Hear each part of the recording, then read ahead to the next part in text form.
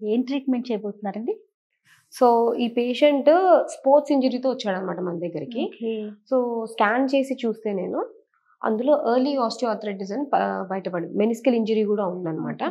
So ఇవన్నీ చాలా చిన్న చిన్న ఇంజరీస్ వేర్ ఓన్లీ మందులు రాసి ట్రీట్మెంట్ ఫిజియోథెరపీ చేయమంటారనమాట. అవును. సో కానీ పేషెంట్లకి అంత పెయిన్ రిలీఫ్ ఉండదు. సో ఉన్నా కూడా కొన్ని రోజులే ఉంటుందండి.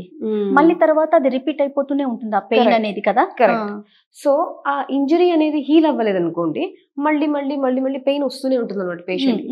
అందుకే సో ఈ డైనమిక్ అల్ట్రాసౌండ్ స్కానింగ్ అనేది ఒక మిషన్ ఉంది మన దగ్గర. అది ప్రతి పార్ట్ మేము మూమెంట్ చేసుకుంటూ చూసి ఎక్కడ ఇంజరీ ఉంది ఏంటి అనేది చూసుకుని స్పెసిఫిక్ గా అక్కడికే వెళ్ళి మేము ట్రీట్మెంట్ చేస్తాము. సో దాని వల్ల మూల కారణాన్ని మనం క్లియర్ గా కనుక్కుని ట్రీట్మెంట్ చేసాం. సొల్యూషన్ అది కూడా ఎక్కడ ఉందో అక్కడ. డాక్టర్ గారు కొంచెం 50+ లోనే మనం ఎక్కువగా మోకాలు అంటే ఈ రోజుల్లో అయితే కొంచెం చిన్న వాళ్ళకే చూస్తున్నాం కానీ మోస్ట్లీ 50+ లో మోకాళ్ళ నొప్పులను బాగా చూస్తూ ఉంటాం.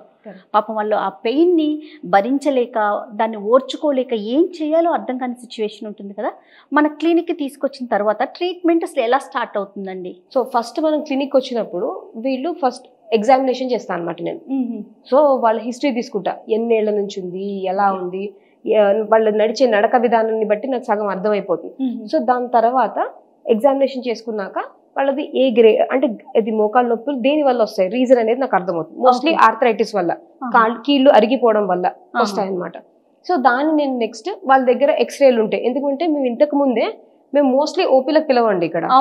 సో మాక్సిమం మేము వాళ్ళ దగ్గర చుట్టుపక్కల ఎక్కడైనా ఎక్స్రేలు తీయించుకున్నారా ఇంతకు ముందు, ఒకవేళ తీయించుకోలేదంటే తీయించుకుని రండి, మాకు ఫోన్ లోనే పంపించండి. ఎందుకంటే మాక్సిమం మేము మా డాక్టర్లు certified sports fitness coaches doctors వీళ్ళందరూ గ్రూప్ ఉంటారనమాట. మాకు డైటీషియన్స్ వీళ్ళందరూ మెడికలీ సర్టిఫైడ్ కోర్సెస్ చేసి వస్తారు ఇక్కడ.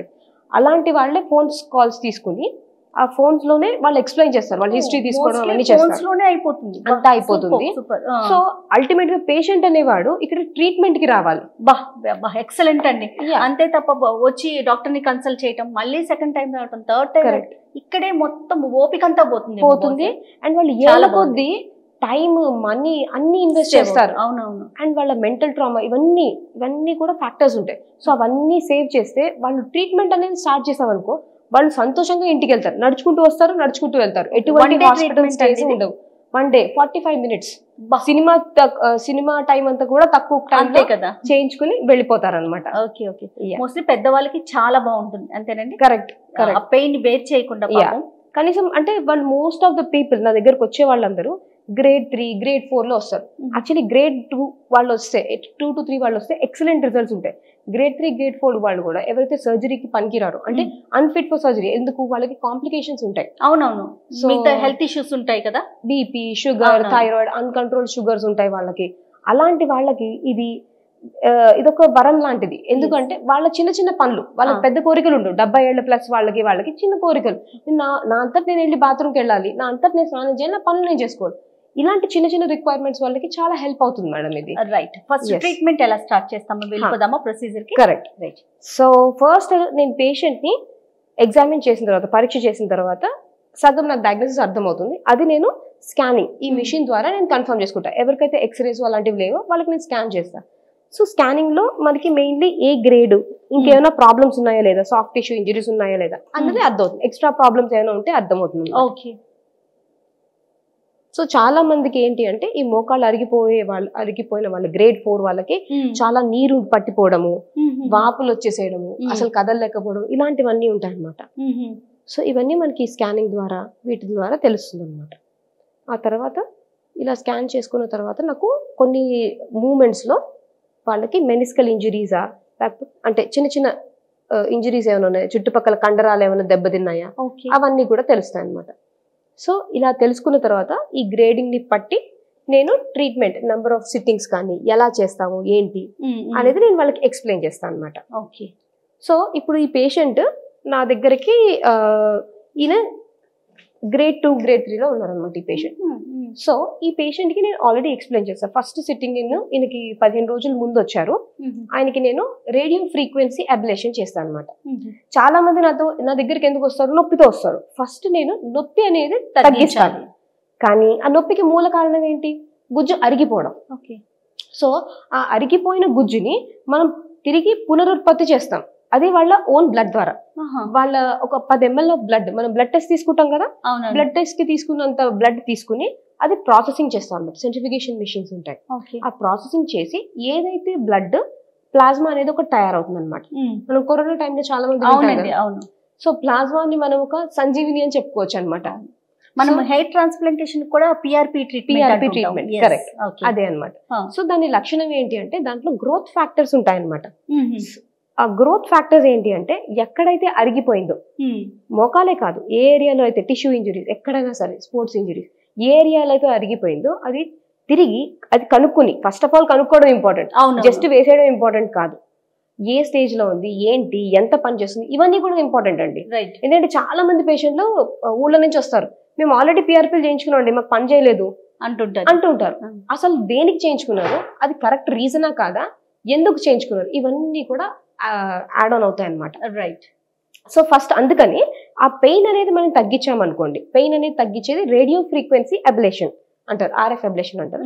సో బేసికలీ పేషెంట్ మోకాలు చుట్టూరా ఒక 3 చిన్న చిన్న పోర్ట్స్ వేస్తానమాట, నీడిల్సే. ఇవన్నీ చిన్న చిన్న ఇంజెక్షన్స్ ద్వారానే చేస్తాను అనమాట. లోకల్ అనెస్థీషియా ఇస్తాను, ఇచ్చిన తర్వాత ఆ నీడిల్స్ వేస్తాను అనమాట ఆ పోర్ట్స్ లో. దాని ద్వారా అండ్ ఇక్కడ ఒక రేడియో ఫ్రీక్వెన్సీ మెషిన్ ఉంది, ఆ మెషిన్ ద్వారా నేను ఆ వేవ్స్ పంపిస్తాను. సో దీని వల్ల ఏంటి అంటే మోకాళ్ళ నొప్పి, ఆ నరాలకి ట్రీట్మెంట్ అనమాట. ఇది చిన్న చిన్న నరాలు ఉంటాయి, చిన్న చిన్న నరాలకి ట్రీట్మెంట్ చేస్తే నొప్పి అనేది తగ్గుతుంది. వాళ్ళు డే 2 నుంచే ఉపశమనం స్టార్ట్ అవుతుంది అనమాట. వాళ్ళకి 2వ రోజు నుంచే ఉపశమనం స్టార్ట్ అవుతుంది, వాళ్ళ పనులు వాళ్ళు చేసుకుంటారు. కానీ అక్కడ అది పర్మనెంట్ కాదు. మెయిన్ థింగ్ ఏంటి, ఇంకా నేను చెప్పలేదు, రూట్ కాజ్ ఏంటి, అక్కడ గుజ్జరిగిపోవడం. ఆ గుజ్జరిగిపోవడానికి ప్రతి 15 రోజులకు ఒకసారి నేను పిఆర్పి థెరపీ అనేది చేస్తా. అట్లా ఎన్నిసార్లు చేయాలి? అలాగా గ్రేడ్ ని బట్టి 2 to 3 times నేను రమ్మంటాను. Okay madam. ఎందుకంటే ఎర్లీ గ్రేడ్స్ అనుకోండి, తక్కువ గ్రేడ్లు ఉంటే 2 సిట్టింగ్స్ లో సరిపోతుంది. 2 పేషెంట్ కండిషన్ బట్టి. ఎగ్జాక్ట్లీ. నిక్కచ్చిగా నేను 2 అంటే 2 అని ఉండదు. ఎందుకంటే బాడీ తత్వాన్ని బట్టి మారుతూ ఉంటుంది, అవసరం అయితే ఇంకోటి అవసరం పడచ్చు, అలా ఉంటుంది అనమాట. డాక్టర్ గారు ఇదేనండి బ్లడ్ తీసుకోవాలని చెప్పారు, ఈ ప్రాసెస్ ఏంటండి? కరెక్ట్. సో ఇందాక నేను చెప్పినట్టు ఆ పేషెంట్ గ్రేడ్ 2 to 3 స్టేజ్ లో ఉన్నారన్నమాట, ఆస్టియోఆర్థరైటిస్. సో ఆయనకి ఫస్ట్ నేను రేడియో ఫ్రీక్వెన్సీ అబ్లేషన్ 15 రోజుల ముందు వచ్చారు ఆయన. సో ఆయనకి ఆల్రెడీ ఆ ఆర్ఎఫ్ ట్రీట్మెంట్ చేశాను, దానివల్ల ఆయనకి 70% నొప్పి ఉపశమనం కలిగింది. సో నెక్స్ట్ ఇవాళ వచ్చింది ఆయన పిఆర్పి థెరపీ కోసం వచ్చారనమాట. ఇలా ఒక చూసారు కదా, ఒక 10 ml బ్లడ్ తీసుకున్నాం మనం, బ్లడ్ టెస్ట్ అంతే. సో బ్లడ్ తీసుకుని ఈ బ్లడ్ ని మేము 20 minutes పెట్టినాక ఇలా పెడతాం అనమాట. అక్కడ ఫ్యాక్టర్స్ సెటిల్ డౌన్ అవుతాయి. అప్పుడు ఇది ఒక మిషన్, ఈ సెంట్రిఫికేషన్ మిషన్ లోనే ఇది ప్రాసెసింగ్ అవుతుంది అనమాట. ఇది ప్రాసెసింగ్ అయిన తర్వాత మనం 2 సార్లు ప్రాసెస్ చేస్తాము, స్పిన్ అంటారు అనమాట. అది చేసిన తర్వాత కొన్ని రక్త కణాలు వస్తాయి అనమాట, గ్రోత్ ఫ్యాక్టర్స్, మెయిన్లీ ప్లేట్లెట్స్ మీద గ్రోత్ ఫ్యాక్టర్స్, అవే ఆ పేషెంట్ కి మనం ఇంజెక్ట్ చేస్తాం. సో ఫస్ట్ పెట్టేసి చూద్దాము, దెన్ నేను మీకు అక్కడ ఎక్స్ప్లెయిన్ చేస్తాను. షూర్ అండి.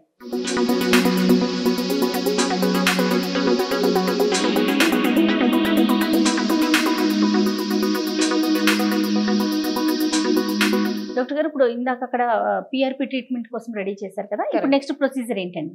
కరెక్ట్. సో ఇప్పుడు మనకి ఆ బ్లడ్ రెడీ అయిపోయింది కదా, ఆ బ్లడ్ రెడీ అయిన దాని మీద నేను మీకు చూపిస్తాను ఒక నిమిషంలో. ఫస్ట్ పేషెంట్ కి ఎనెస్థీషియా ఇచ్చేసి అప్పుడు నేను చూపిస్తాను మీకు. సార్ ఒక చిన్న ఇంజెక్షన్, కంగారు పడకండి. సో ఇది అయూబ్ షూట్, ఇది మన లేటెస్ట్లీ ఎక్విప్డ్ లేజర్ బీమ్ పడుతూ మనకి ప్రిసైజ్ గా ఏ ఏరియాలతో అరిగిపోయిందో ఆ ఏరియాలోకి వెళ్ళే మనం ప్రొసీజర్ చేస్తాం అనమాట.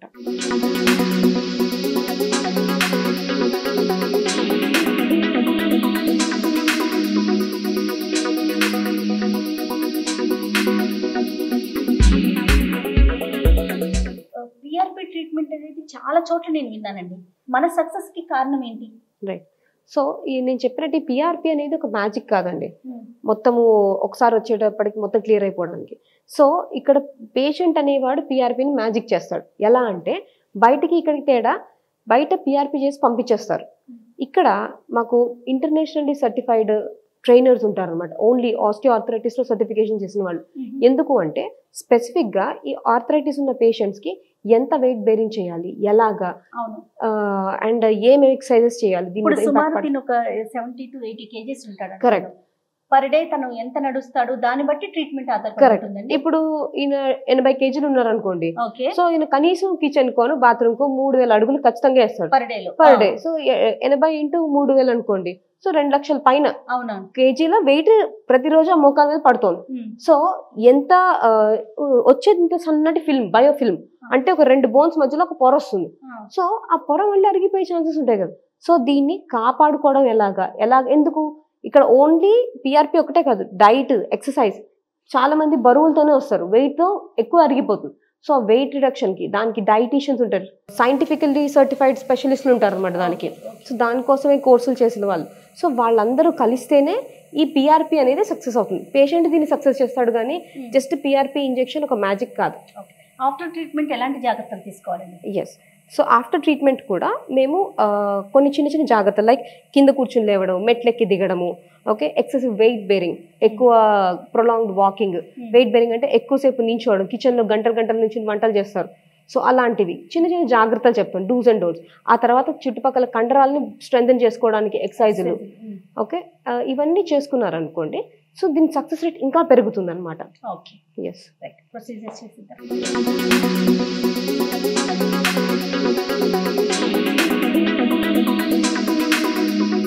సో ఆ మెషిన్స్ నాకు గైడ్ చేస్తాయి. ఇవన్నీ latest ultrasound machines and C arm machines, where ప్రిసైజ్గా ఎక్కడ ప్రాబ్లం ఉందో అక్కడే పేషెంట్కి నొప్పిగా ఉందండి, ఓకే, డన్, అయిపోయింది.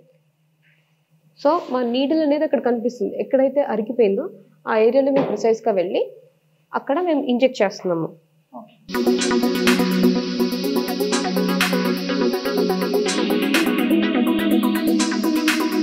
సో అలా ఒక thin layer, it's like a marker, ఆ నల్లగా కనిపిస్తుంది కదా, అది నా మార్కర్ అనమాట. ఈ చుక్కలాగా కనిపించేది నా నీడిల్, అండ్ ఇదంతా నా మార్కర్. నేను కరెక్ట్ జాయింట్ స్పేస్ లోనే ఉన్నాను అని. సో అక్కడ నేను ఇప్పుడు ఈ పిఆర్పి అనే దాన్ని ఇంజెక్ట్ చేస్తాను అనమాట. Right, okay. సో ఈ పేషెంట్ పిఆర్పి రెడీ అయిపోయింది మేడం. సో ఇప్పుడు ఇది తీసుకుంటున్నాం అనమాట.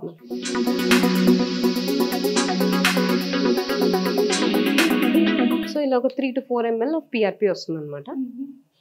3 ml ఆఫ్ పిఆర్పి, అది పేషెంట్కి. ఇవన్నీ సైంటిఫికలీ టెస్టెడ్ ఉంటాయి అనమాట.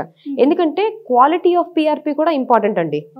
జస్ట్ ఏదో పిఆర్పి చేసేసామని కాదు, ఎందుకంటే చాలా మంది మాకు బయట నుంచి ఇన్ఫెక్షన్స్తో వస్తారు, పిఆర్పి ఇన్ఫెక్షన్స్తో. సో అట్మోస్ట్ స్టెరిలిటీతో అండ్ ఆ క్వాలిటీ మేము దాన్ని ఫస్ట్ టెస్టింగ్కి పంపిస్తాం అనమాట. 10 to the power of 6 or 10 to the power of 9 అలా అంత పవర్ ఉన్న గ్రోత్ ఫ్యాక్టర్స్ ని తీసుకుని అప్పుడు పేషెంట్ కి చేస్తే ఆ ఇంప్రూవ్మెంట్ అనేది ఇంకా బెటర్ గా వస్తుంది. Super super. కాబట్టి సక్సెస్ రేట్ ఇంత బాగుంది బహుశా. ఎస్ డాక్టర్ గారు, ట్రీట్మెంట్ అయిపోయినట్లేనండి? అయిపోయిందండి. సింపుల్, చూసారు కదా ఎంత సింపుల్, కోతలు కట్లు ఏమీ లేవు. సో హాస్పిటల్ స్టేస్ ఏం లేదు. ఈ పేషెంట్ 15 నిమిషాల్లో ప్రొసీజర్ అయిపోయింది కాబట్టి అబ్జర్వేషన్ కి పెడతాము. అయిపోయిన తర్వాత ఆయన వెళ్ళిపోతారు ఇంటికి. నార్మల్ గా వాక్ చేసుకొని వెళ్ళిపోవచ్చు, అంతే. రొటీన్ వర్క్ అంతా కూడా చేసేసుకోవచ్చు, అంతే. రొటీన్ వర్క్ అంటే కొంచెం జాగ్రత్తలు అవి అంతే, అదర్వైజ్ తీసుకోవాలి. కరెక్ట్. సో డైలీ రొటీన్ అలానే కంటిన్యూ చేసుకోవచ్చు పేషెంట్. రైట్. ఇంతకు ముందు డైట్ కూడా చెప్తానన్నారు, అంటే పేషెంట్ కి సంబంధించిన డైట్ కూడా ఇస్తారు, అది కూడా ఎగ్జాక్ట్లీ. అది కస్టమైజ్డ్ గా అదే పేషెంట్ కి సంబంధించిన డైట్, తన బాడీకి సంబంధించింది. ఎందుకంటే ఆ డైట్ మీకు పనిచేయదు. అవును అవును, అలా అనమాట. సో ఫైనల్ గా క్లినిక్ గురించి ఏం చెప్తారు? సో ఫైనల్ గా ఏంటి అంటే, ఎప్పుడైతే మీకు మోకాళ్ళ నొప్పులు అనేవి స్టార్ట్ అయ్యాయో అప్పుడే మీరు శ్రద్ధ పెట్టి దానికి చేసుకుంటే, మీరు ప్రొఫెషనల్ హెల్ప్ తీసుకుంటే, అండ్ గూగుల్లో సర్చ్ చేస్తే మావి ఈజీగా యాక్సెసిబుల్ గా ఉంటాం మేము. సో మీరు రావచ్చు, తొందరగా చేయించుకుంటే ఇంకా బెటర్ రిజల్ట్స్ తో మీరు హ్యాపీగా ఉండొచ్చు. Right. Thank you so much అండి. నమస్తే. నమస్తే.